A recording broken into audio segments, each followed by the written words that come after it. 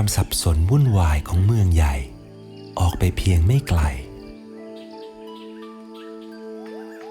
ยังมีสถานที่ที่ชีวิตสารพัดรูปแบบดำเนินอยู่อย่างเสรี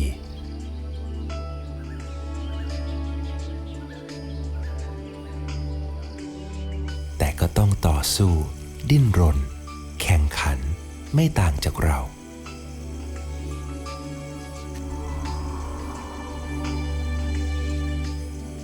คืนวันที่ผันแปรฤดูกาลที่เวียนผ่าน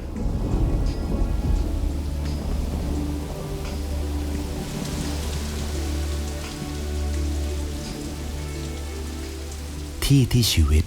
ใกล้ชิดกับฟ้าดินบางครั้งอาจเหน็บหนาวเดี่ยวดายแต่ก็มีความอบอุ่นเปี่ยมไปด้วยความหวัง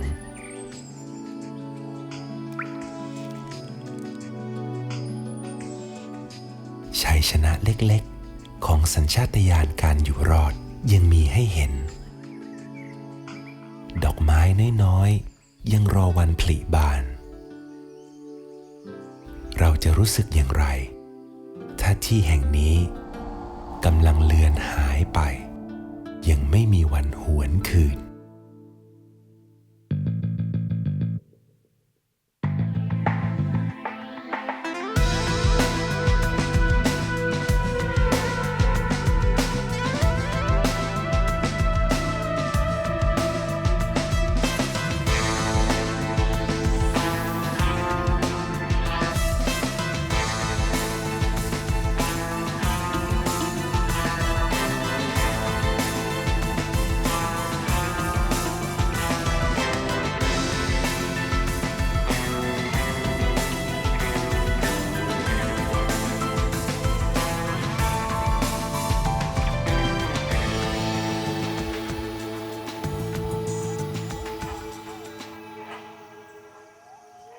สิ่งมีชีวิตทุกชนิด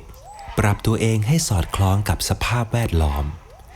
สภาพแวดล้อมเองก็ปรับให้เข้ากับสภาพอากาศทุกสิ่งในโลกเชื่อมโยงถึงกันทุกสิ่งในโลกขับเคลื่อนกลไกนี้มายาวนานสร้างสรรค์สภาพแวดล้อมที่หลากหลายรูปแบบชีวิตที่หลากหลายการรวมฝูงของนกเงือกกรามช้างในช่วงฤดูฝนเป็นโอกาสครั้งแรกที่นกวัยรุ่นจะได้เจอทำความรู้จักกับนกเงือกตัวอื่นที่ไม่ใช่พ่อและแม่ของมันเองหนึ่งในนั้นอาจจะเป็นคู่ครองที่มันเลิกอยู่ด้วยไปตลอดชีวิต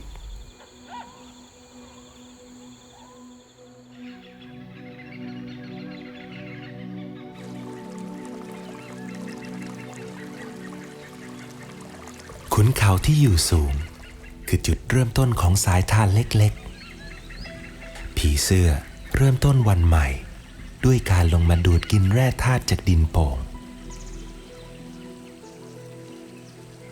เหล่าแมลงปอเฝ้ารอโอกาสที่จะจับแมลงเล็กๆกิน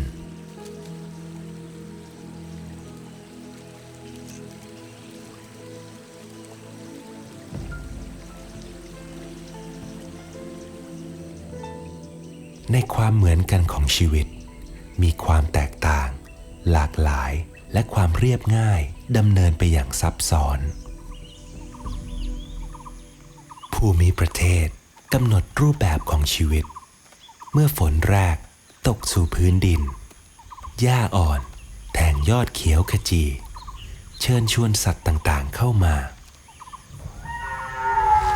และฝนยังได้รวบรวมแร่ธาตุในดินให้ไหลมารวมกันเป็นโป่ง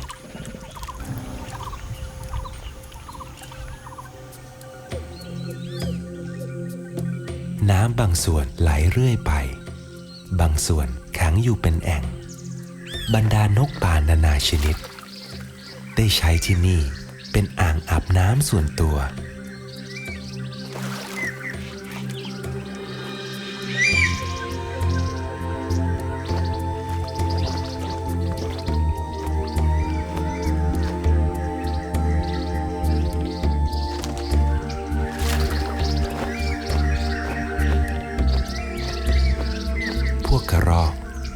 อกาสลงมากินน้ำแต่ก็ต้องระวังตัวให้ดีโดยเฉพาะเมื่อไม่มีปีกให้บินหนีเหมือนนก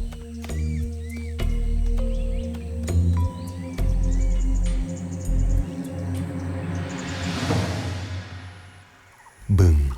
แหล่งพักน้ำขนาดใหญ่ที่เกิดจากการไหลรวมกันของสายถ่านดึงดูดชีวิตมากมายให้เข้ามาสัตว์ทั้งหลายขาดน้ำไม่ได้เป็นสิ่งดับกระหายเป็นสถานที่คลายร้อนเป็นสถานที่หาอาหารทุกชีวิตเชื่อมโยงกับน้ำเชื่อมโยงถึงกัน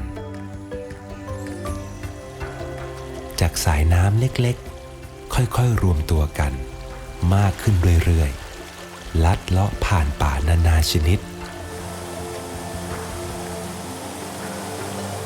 อุปสรรคที่ขวางกั้นยิ่งทำให้น้ำไหลเชี่ยวกรากและห้วงยามที่งดงามที่สุดของมันอาจเป็นห้วงที่ต้องเผชิญกับอุปสรรคยิ่งใหญ่ที่สุดเช่นกัน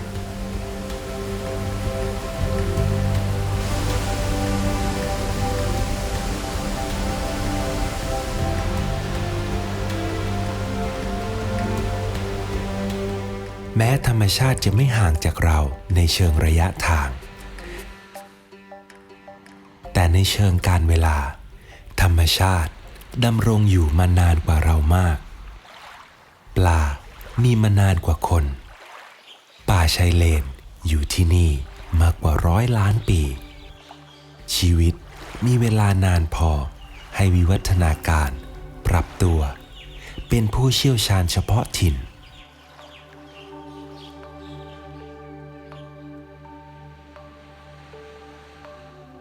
ปลาตีนหายใจบนบกได้เป็นเวลานานๆและใช้ครีบต่างขาในการเดิน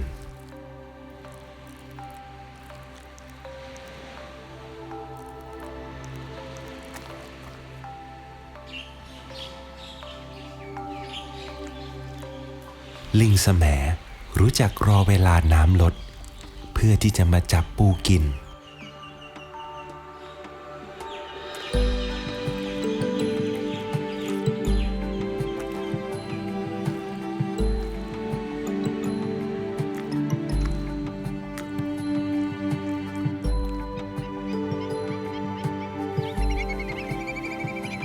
บรรดานกน้ำมีรูปทรงปากและเท้าที่เหมาะเจาะต่อการหากิน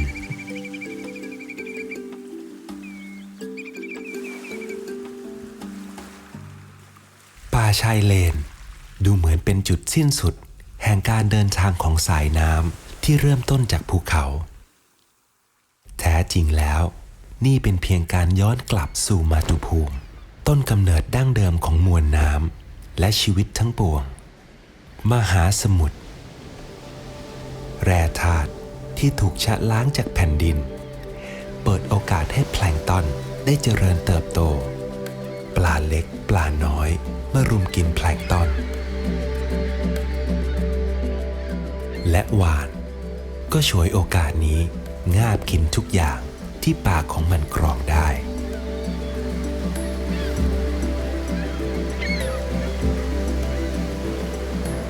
ฝูงนกนางนวลใช้ประโยชน์จากวาฬเป็นเครื่องบ่งชี้ตำแหน่งอาหารและโฉบชิงลงมาแย่งกินกันธรรมชาติมีสองด้านเสมอถึงจะเป็นงานเลี้ยงฉลองครั้งใหญ่ของหมู่นกและวาฬแต่ก็เป็นงานศพของฝูงปลา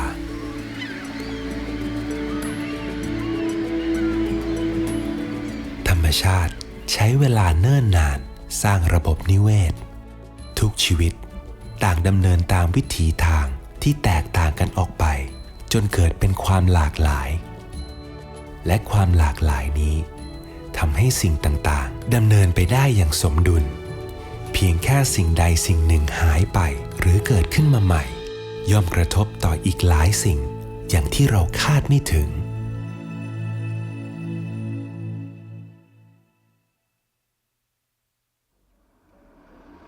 ประเทศไทยตั้งอยู่ในบริเวณเส้นศูนย์สูตรมีธรรมชาติอันอุดมสมบูรณ์และถูกปกคลุมไปด้วยป่านานาชนิดตั้งแต่ป่าดิบเขาป่าดิบชื้น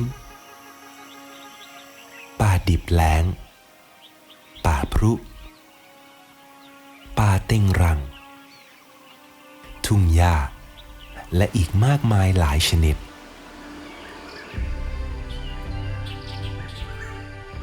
อีกทั้งเป็นที่ที่มีความหลากหลายทางชีวภาพสูงที่สุดแห่งหนึ่งของโลก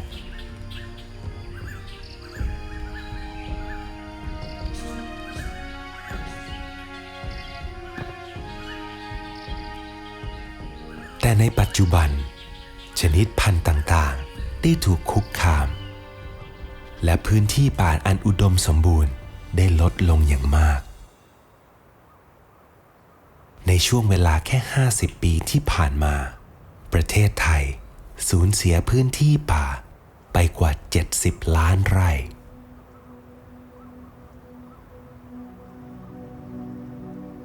โชคยังเข้าข้างเราอยู่บ้าง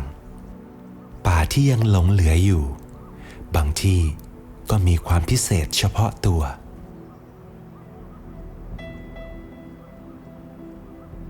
ที่นี่เป็นหนึ่งในปลายทางของเทือกเขาหิมาลัยพื้นที่ที่ปกคลุมไปด้วยหมอกความหนาวเย็นและยังเก็บซ่อนสมบัติของหิมาลัยเอาไว้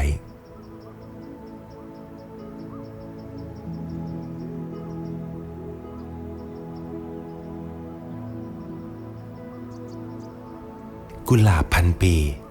มีถิ่นกำเนิดอยู่บนเทือกเขาหิมาลัยและแพร่กระจายมาถึงภูเขาสูงทางตอนเหนือของประเทศไทย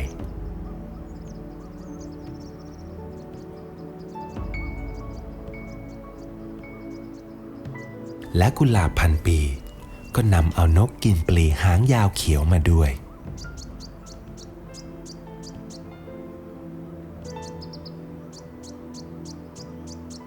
นกกินปลีหางยาวเขียวมีจงอยปากที่ยาวโค้งรับกับรูปทรงเฉพาะของดอกกุหลาบพันปีทำให้มันทั้งสองสิ่งหากินอยู่ร่วมกันมาเนิ่นนาน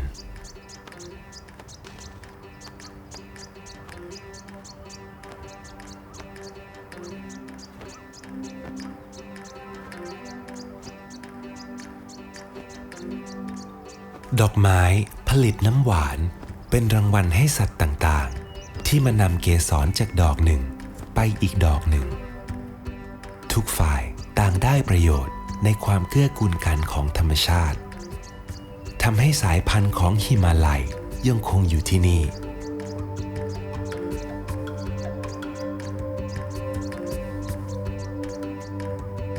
นกศิวะหางสีตาล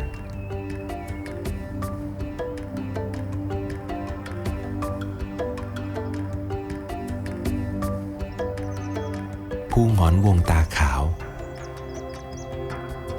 อีแพร่ท้องเหลืองหางรำดำกระรางหัวแดง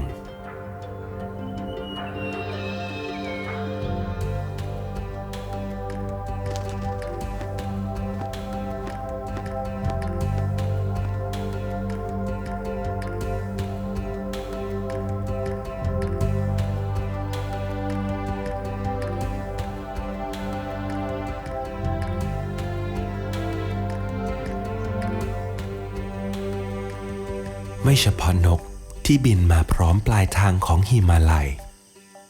สัตว์สะเทินน้ำสะเทินบกก็เดินทางมาเช่นกันป่าดอยอินทนนท์ใช้สีเขียวสดพรางตัวกับใบไม้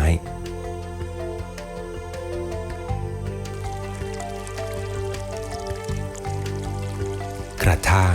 สัตว์สะเทินน้ำสะเทินบกหน้าตาประหลาดในวัยเด็กเราจะเห็นเหงือกที่ใช้หายใจด้านข้างศีรษะได้อย่างชัดเจนเมื่อโตเต็มวัยเหงือกนี้จะค่อยๆหายไป และหายใจด้วยปอดและผิวหนังแทน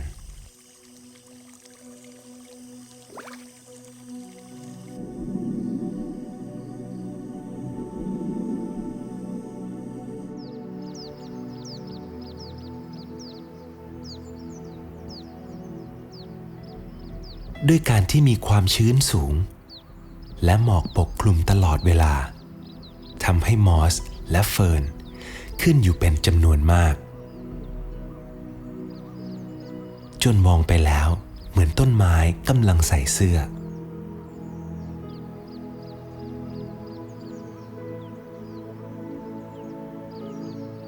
และเป็นที่เพาะกำเนิดกล้วยไม้ป่าสีสันสวยงามราวกับอัญมณีในผืนป่า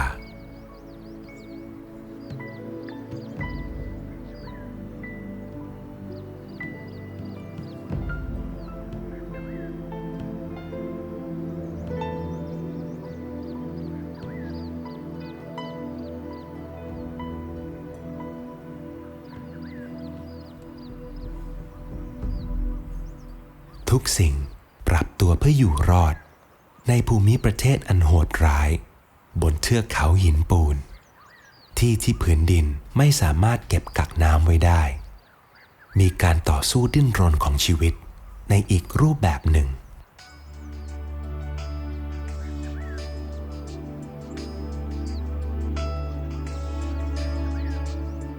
พันไม้ต่างๆเหล่านี้ซ่อนความงามไว้ตามซอกหลืบของหินผาการเวลาได้นำพาพวกมันมาและแยกตัวโดดเดี่ยวอยู่บนยอดเขาสูงจนกลายเป็นพืชเฉพาะถิ่นของประเทศไทยที่อาศัยแค่เศษดินความชื้นจากหมอกและน้ำค้างในการดำรงเผ่าพันธุ์อวดโฉมอยู่ที่นี่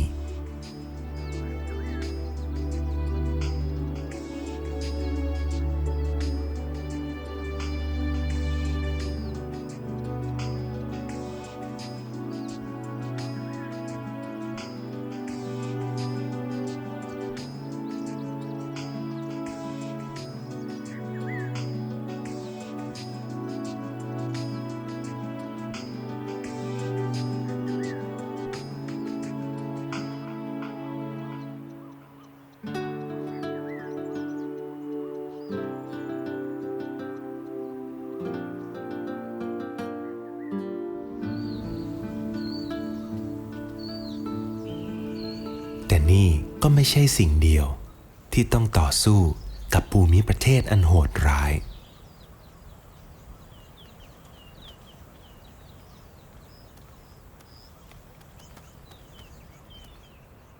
กวางผาสัตว์ป่าสงวนที่ใกล้สูญพันธุ์มันอาศัยอยู่ในสภาพแวดล้อมที่สัตว์อื่นไม่สามารถอยู่ได้ที่นี่เต็มไปด้วยหน้าผาสูงชันด้วยสรีระทำให้มันเคลื่อนที่ไปบนพื้นที่ที่เต็มไปด้วยอันตรายอย่างนี้ได้อย่างง่ายดาย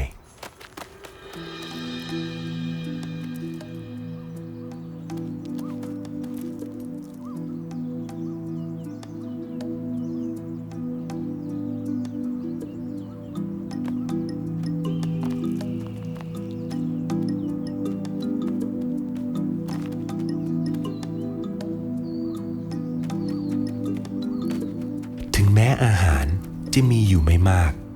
แต่ที่นี่ก็ไม่มีใครมาแย่งกิน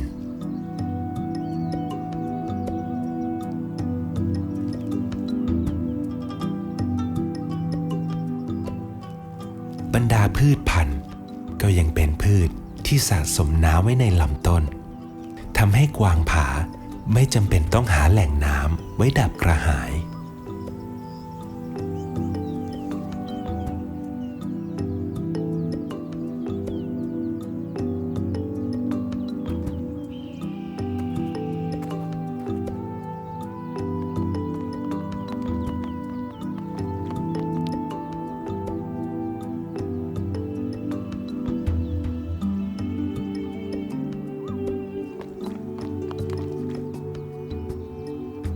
การปรับตัวอย่างค่อยเป็นค่อยไปเกิดขึ้นมาอย่างยาวนาน ม้จะต้องต่อสู้ดิ้นรนจนสามารถเอาชนะขีดจำกัดของธรรมชาติได้แล้วแต่ทุกวันนี้มันกลับต้องเผชิญกับภาวะใกล้สูญพันธุ์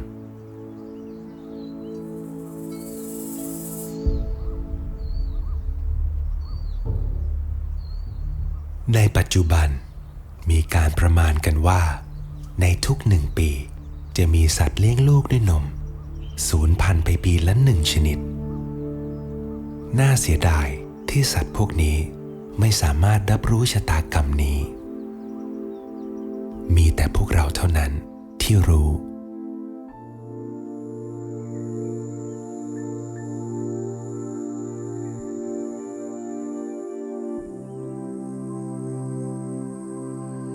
มนุษย์เราถือกำเนิดจากธรรมชาติป่าเขาเป็นเสมือนบรรพบุรุษ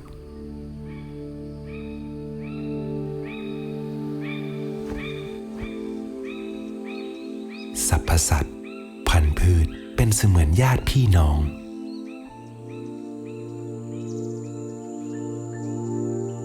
ทุกวันนี้เราเติบใหญ่ปีกกล้าขาแข็งจนบางครั้ง